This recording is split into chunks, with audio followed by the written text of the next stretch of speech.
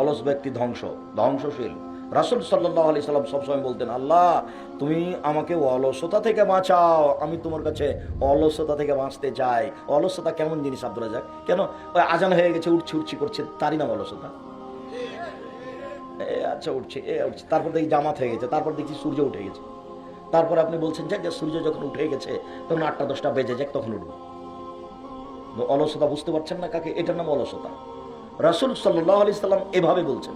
এখন এশার সালাত আদায় করে নিয়ে এখানে বসে আছেন, তারপরে বাড়ি চলে গেলেন, তখন মনে করছেন এখন ঘুমিয়ে যায়, এখন কি করি, এখন ওযু করবো, সালাত আদায় করবো, এখন ঘুমিয়ে যায়, পরে না হয় ওঠা করবো। এরই নাম অলসতা। অলসতা এখনই যদি একটা লোক ডাকে যায়, দেখ এই যে দেখ এই দে মোবাইল দেখ, ল্যাংটা মেয়ে, তখন আর একটুকু অলসতা নেই, তখন দেখবেন একবারে তাজা আছে। শয়তান যেখানে কাজ করতে পারে সেখানে মানুষের অলসতা থাকে না, ও অলসতা দূর করেই কাজ করে।